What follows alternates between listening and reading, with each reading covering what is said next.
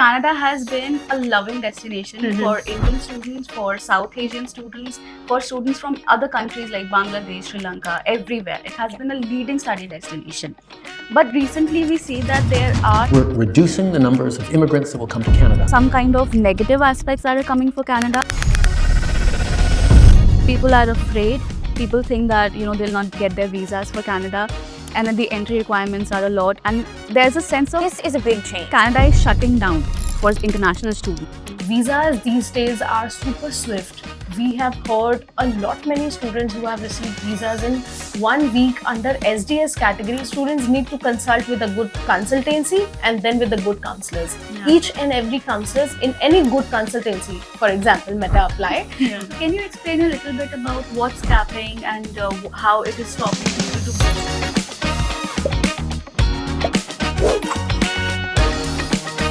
Okay, so I want to ask you a certain sensitive topic for a lot of students that they are also afraid for Canada is that they're not finding the right job opportunities there. And we see it in a lot of news that there might not be a lot of jobs there. So can you comment on that? Why is this fear in students? Right. So I would like to respond to this particular question in a layman language. Yeah. I won't go with the stats and this and that, how many people got the job, how many did not got the job. See, I want to put light over this fact that the students in some portion of Canada, the fancy locations, means I'm talking about Toronto, I'm talking about Ontario, Brampton, Alberta, Vancouver. I'm talking about these locations specifically. A lot of students are staying in these locations only, and only these students are talking about the crisis they are facing. They are facing crisis under the housing. They are also facing crisis under the job opportunities. Students are a lot more in quantity than they should be. So what the government has done, the government has placed the capping that a certain level of student can only come. For example, if the province has decided to accommodate certain amount of student and certain amount of jobs, but the students have bombarded those areas, and now they all are asking for jobs, they all are asking for housing, and they all are demanding each and everything, right? But the capacity of the province is also one of a big thing. You have hosted a birthday party, okay, and you have done all the arrangement for 50 guests, okay, you have planned it really well, you have got all the fooding option, you have got the music, you have got the seating arrangement, this, that, everything, all the pomp and show, we have done everything. Now what happens is, you have invited 50 people, but 50 people came along with four people. So now at your party you are having around 200 to 250 people. Now what will you do? You won't be having space to accommodate them. You won't be having chairs to give them to sit properly. You won't be having proper fooding options for them.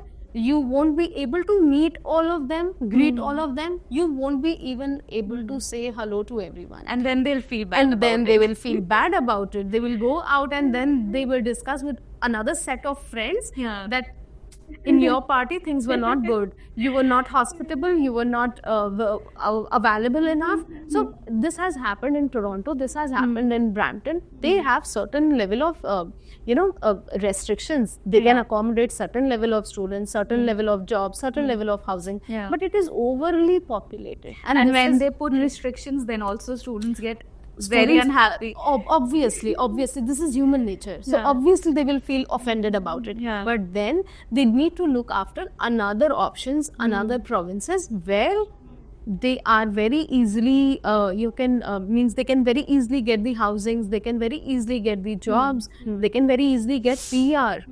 If I talk about other provinces, there aren't any problem about housing.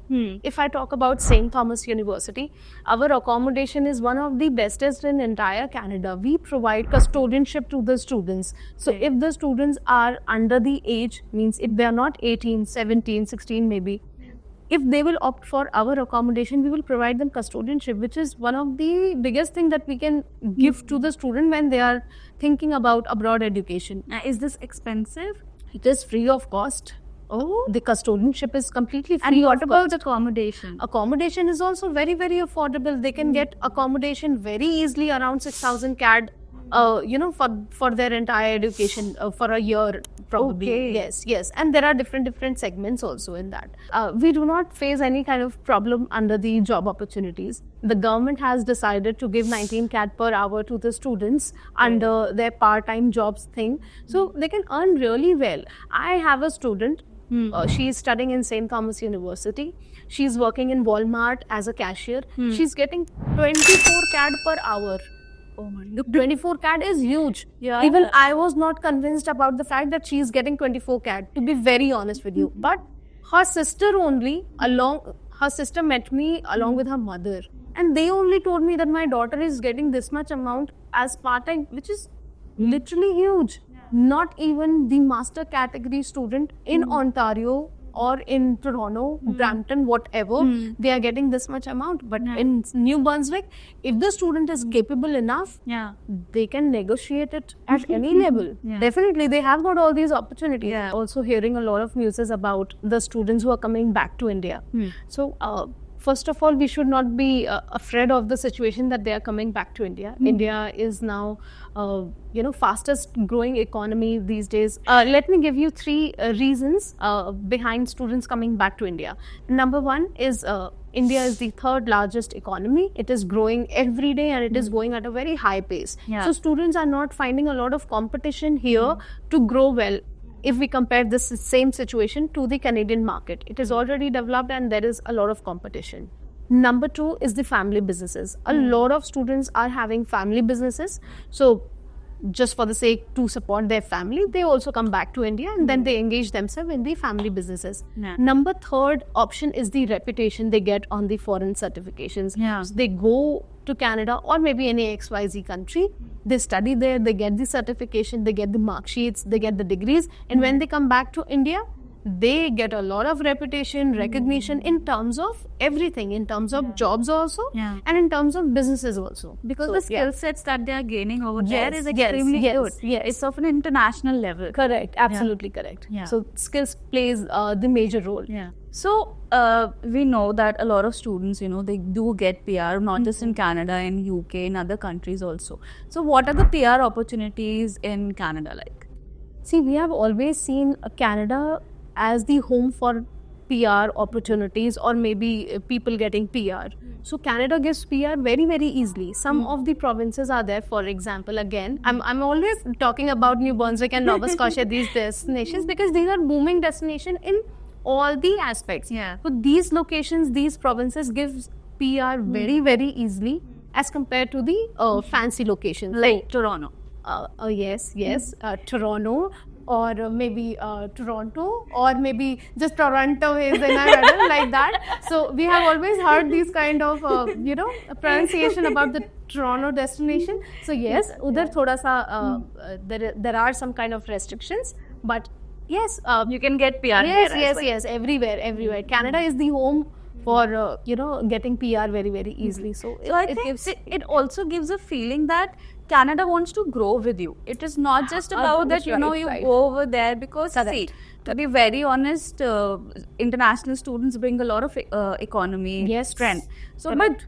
but they also give you an opportunity to grow with them, to be a citizen there, and then grow mutually. So that's, again, a very beautiful thing. very, very beautiful thing. So, all right, we'll move to the next round, which is the trivia section. And Okay. I am always very excited about it because I get to test the knowledge of my guests. Okay, So, okay. I'll ask you very general questions about Canada. Please keep it general. Yeah.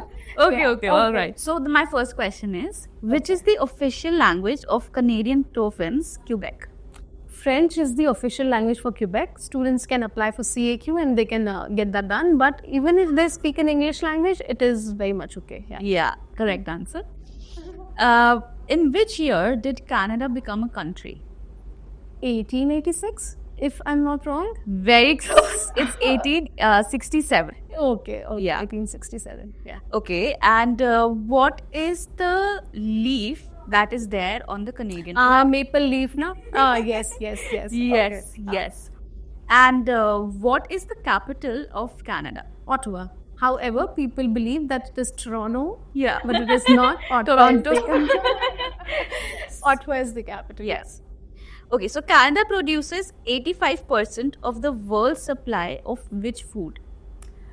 Maple syrup. Yes. Okay, okay. All right. Yeah. Okay. But I think recently it has become famous for one more thing. Tim Hortons? Yeah. How can we forget to talk about it? Everyone wants to go there only. Yes, Yeah. definitely. Uh-huh. And how many time zones are there in Canada? I believe it six time zones. Yes. Okay. Yes.